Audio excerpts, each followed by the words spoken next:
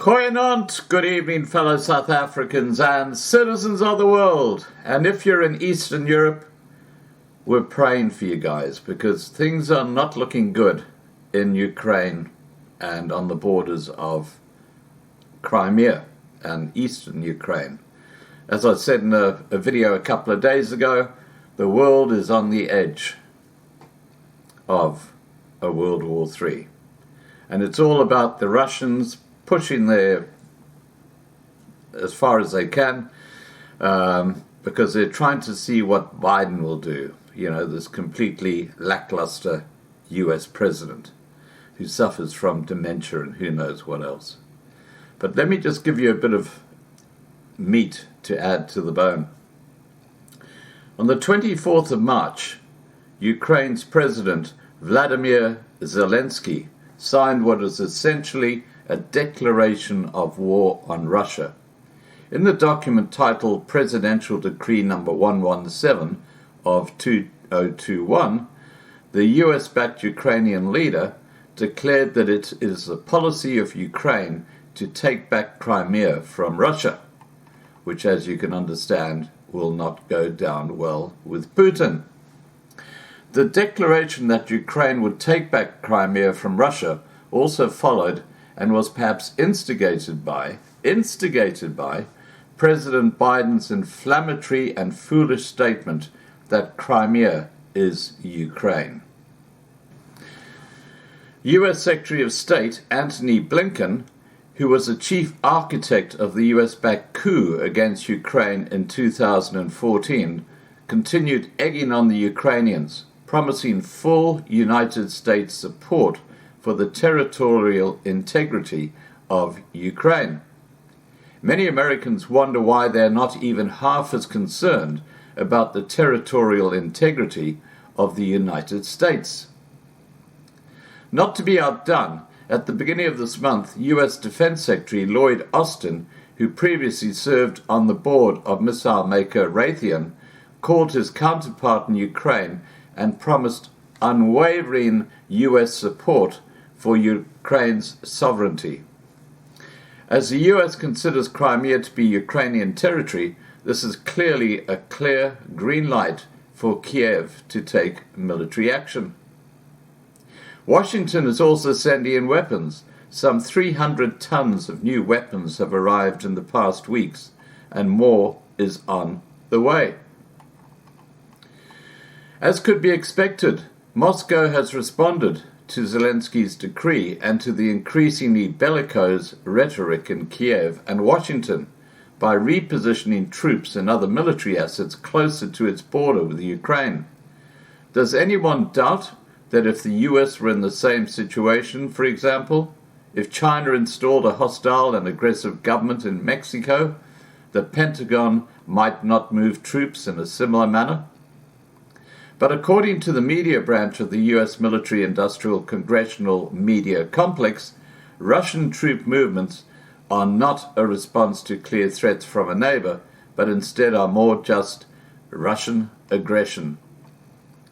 The unhinged U.S. experts behind the 2014 coup against the elected Ukrainian president are back in power, and they are determined to finish the job, even if it means World War III. The explicit US backing of Ukraine's military ambitions in the region are a blank check to Kiev. But it is a check that Kiev would be wise to avoid cashing. Back in 1956, the US government pumped endless propaganda into Hungary, promising military backing for an uprising against its Soviet occupiers. When the Hungarians, believing Washington's lies, did rise up, they found themselves all alone and facing Soviet retaliation. Despite the cruel US propaganda, at least Eisenhower was wise enough to realize that no one would benefit from a nuclear war over Budapest. Why is it any of our business whether Crimea is part of Ukraine or part of Russia? Why is it any of our business if the Russian-speaking population of eastern Ukraine prefer being aligned with Russia? Why, for the matter, are unproven allegations of Russian meddling in our elections a violation of the rules-based international order, but an actual US-based coup against an elected Ukrainian government is not. We have seen foreign policy made by Raytheon and other US military contractors through cutouts in government like Austin and others. Feckless US foreign policy experts believe their own propaganda about Russia and are on the verge of taking us to war over it. It seems as if Americans are sleepwalking through this dangerous minefield. Let us hope they wake up before we're all blown up.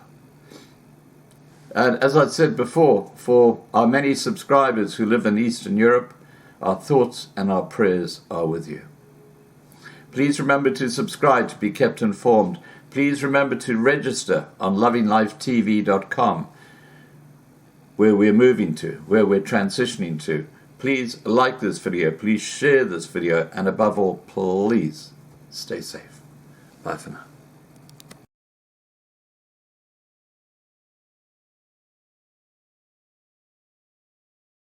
Unverified reports and footage posted to social media appear to show Russian tanks being moved to areas that border Ukraine, including annexed Crimea and territories controlled by Moscow-backed separatists.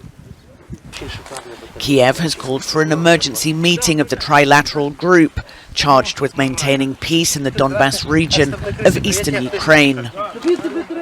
Moscow should cease military escalation and immediately and unconditionally reaffirm its commitment to a political and diplomatic settlement and a ceasefire regime. Our concern is predicated on Russian escalations and aggressions in eastern Ukraine. Of course, we would be concerned by any attempt on the part of the Russian Federation to intimidate its neighbors and our partners. Of course, Ukraine is among them. But Russia says it's free to deploy its armed forces on its own territory as it chooses, and said the maneuvers don't pose a threat to anyone. But Foreign Minister Sergei Lavrov warned against raising the stakes. On one hand, the confrontation has hit rock bottom, but on the other hand, there's a hope deep in my soul that we are dealing with grown-up people who realize that risks are linked to further escalation of this confrontation. The Pentagon says American forces in Europe are on standby in case of a potential imminent crisis. The war in Ukraine, which has claimed more than 13,000 lives, began in 2014 after pro-Westerners came to power in Kiev, followed by Moscow's annexation of Crimea. There is significant concern in Ukraine. There's been speculation all week about the buildup of Russian forces on the border. It cannot be discounted. At the moment, the majority opinion, I would say, and certainly also voiced by President Zelensky, is that this is all part of a bluff, as it were, by Putin, as part of his negotiating position to try and increase the pressure on Kiev, perhaps generate a little bit of anxiety and concern, which has succeeded, in order to strengthen his position in talks with Ukraine over the ongoing peace process, which is basically stalled. But of course, there is always a danger that it could happen. I mean, in 2014, no one believed that Crimea could be invaded or that East Ukraine could be invaded. They were, so you can't rule anything out. If it were to happen, the most logical threat would be probably to the south of Ukraine, the so-called land bridge between the area of occupied East Ukraine that is held by Russia now and Crimea itself, an attempt to perhaps connect those two enclaves within Ukraine to create a more continuous mass of area controlled by Russia. So that would be the most obvious area, but frankly, we can't rule anything out at this stage. Are Russia's concerns here purely local, or are they perhaps trying to test the new Biden administration to see how it responds? Yes, that's certainly the assumption here as well. I think a lot of people feel that Russia is looking to see, to check the reactions of the Biden administration, to see how serious they are, whether they're ready to take a very strong stance in defense of Ukraine. Ukraine has been at the center of tensions between Russia and the Western world and America since 2014. So it is much to Ukraine's regret, it is a a frequent feature that Russia will prod Ukraine to get a reaction from the West, as it were, in geopolitical terms. And I think also there's a personal aspect here that Putin is deeply aggrieved at being slandered by Joe Biden, being called a killer, and is looking for ways in which to strike back. Now, again, the logical place for him to do that is Ukraine. And just briefly, what does all this say about the state of the peace process? I mean, you've written that Moscow seems to be trying to bypass Kiev altogether.